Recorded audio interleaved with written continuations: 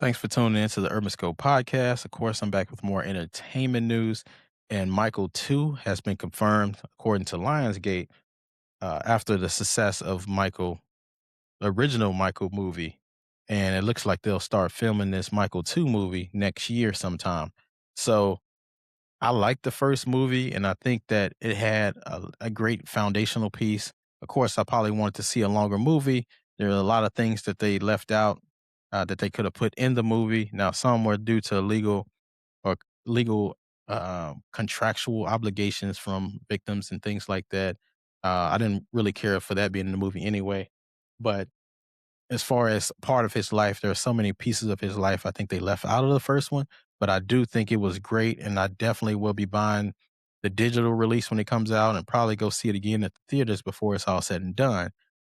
But I started thinking about the script for Michael 2 because I do think this movie needs to be 3 hours plus. It needs to be in the range of what a John Wick 4 was, as far as because there's so much to his life, even though he tragically passed away at the age of 50. He had so much life that he lived that people didn't know about, and he had so many interactions with people. He did so many great things that it's gonna take longer than a 2-hour movie like the first one was, in depth, because you had so many different parts of his family, which I'll talk about here in a little bit. You had the relationships that he had with people, the different him having kids and all these different things came along. So there are a lot of pieces that they didn't get into, of course, because it was the first half of his life, so to speak, up until 1988. But because they gave us his life, just a brief part of his childhood, and then it went to pretty much his teenage years. Um, and then you got up until 1988, when he was doing his first solo tour. So there was a lot of meat left on the bone, so to speak, for them to talk about. But how deep will they go into the story? Because I've been seeing narratives about the conspiracies about how Michael, owned half of Sony because he owned the Beatles catalog, and how the industry tried to destroy him, and how the powers that be tried to get him out of here. So I don't think they will talk about that stuff because it's more conspiracy. But will they allude to this stuff? Will they allude to the amount of control and power that he had that people didn't want him to have? Will they have the behind the scenes conversations between these big executives and these big money makers that wanted to push Michael out of the industry and create narratives to kind of, so to speak, get him canceled before cancel culture came out? I don't think they will do that, but it will be nice if they could do that. But a lot of people in the industry probably wouldn't like that, so they probably wouldn't. But that's yet to see. But that is a part of the storyline of the narrative. Now, I imagine they will talk about the Vitiligo getting worse, and he will become the new shade on this second part. So it's gonna be interesting how they do the makeup on this one as well, because they did great makeup in the first one. He looked exactly like Michael during that time. So the second part, how good will the makeup be? Because that will be very important to the story. Um, and also, he released 3 albums after the first movie. After that first tour, he released 3 more albums. The Dangerous albums and so forth. So will they give us the narratives behind those albums, so we can have that piece? Because a lot of stuff on the first one was sped up for time's sakes, but I think they left a lot out because of time restraints. But they could at least make that movie 3 hours. We would have sat in the movies for that, maybe even four. Uh, but will they address those albums? And then will they relate? Will they? One of the biggest things I was thinking about is, will they portray the relationships he had with Chris Tucker, that everybody know that was near and dear to his heart, or the relationship he had with a Eddie Murphy, or the relationship he had with with Diana Ross and Princess Diana. So he had a lot of relationships with famous people. And if you pay attention to the stories today and listen to the podcast, everybody has a story with Michael Jackson. Teddy Riley produced an album for him, and he worked a lot with Teddy Riley. But a lot of people are coming out saying, "Yeah, me and Michael did this, and we did that, and you never would have thought they would have known each other." Like the Tupac and Michael Jackson stories. Will they somehow bring that story up? That'll be nice to see who they have to play Tupac.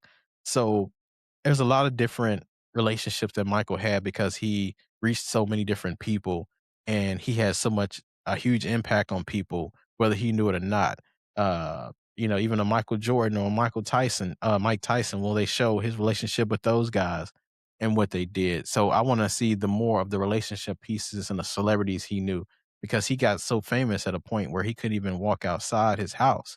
He had to wear disguises and had to make up disguises like fake noses and fake mustaches and things like that. Will they show that in the movie? Because that's a big part of his story is the fame. The fame is, probably creating more pressure for him, but he became such a celebrity that he couldn't do regular things. And I tell people all the time about Taylor Swift. She's famous, but she's not Michael Jackson famous. Michael Jackson could never go to a Chiefs game once, yet alone twice or multiple times. The games would be too much of a ruckus. You think the cameras are on Taylor Swift? The cameras would have been on Michael Jackson the whole time. They would have had a camera just for Michael and a stream separately just for Michael to watch Michael on because people just did that.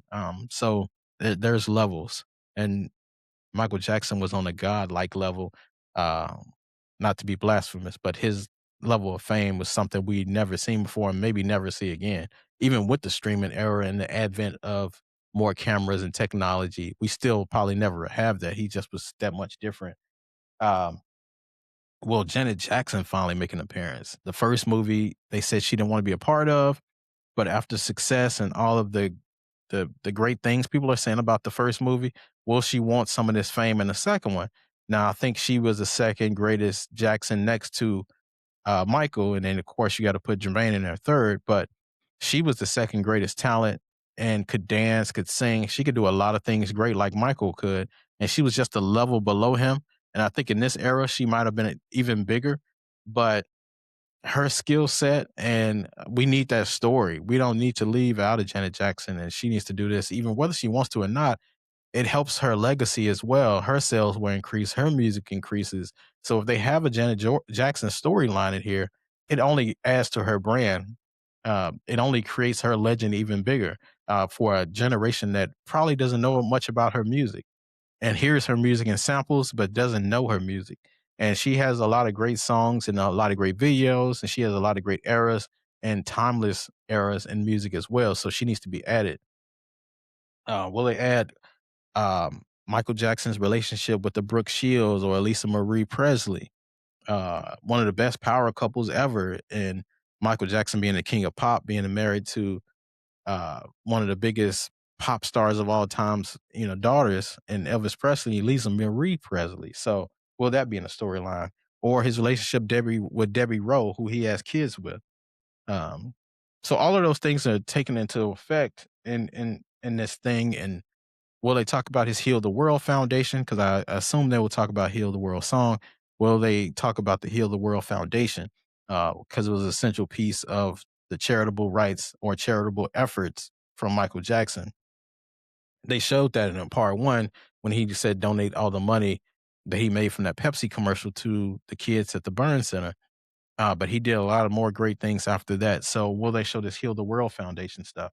But one of the biggest things, well, the second biggest thing, I'll talk about the first one in a little bit, but the second biggest thing I want to see from this Michael Jackson movie on the second part is the Super Bowl performance that he did. Now, he was the first artist to do a solo Super Bowl halftime performance because before it was bands, but of course the Wayans brothers and Living Color pushed the NFL to make a official halftime show that people wanted to watch and bring ratings and viewership. Michael Jackson was the first artist to do that. Will they parody or make some kind of resemblance of a Super Bowl setting to where Michael Jackson is performing? Because I think that'll be huge for his legend, and it's a great part of his story, especially for creating the NFL and making the Super Bowl what it is today. Because there is so much viewership just to see Michael Jackson perform. A lot of people watch the game as a side note or as an accessory. Some people's like, well, let's watch the Super Bowl just to watch this halftime. And he brought a lot of viewerships and he did a lot of great things for the NFL that a lot of people didn't know that went unseen. But one of the biggest thing I want to see from this movie is Michael Jackson's racial advocacy. The songs he performed, like "They Don't Care About Us," "Black and White," and what he did for that racial divide to try to bring people together, to try to say, regardless of the situation, let's come together because he had that talent that made racists like his music and they had to because there's so many people liking it. If it's a racist guy, his girlfriend liked the music, so he had to like it. So he brought a lot of people together and vice versa. So um, he did a lot of great things, but then he was an advocate as well. And I think that's why a lot of people get on Drake about is because saying, "Oh, wait, he's too big of a star to talk about these things because he'll turn, fans off and things like that." No, it could be done. Michael did it. A lot of the greats did it. So there's no excuses.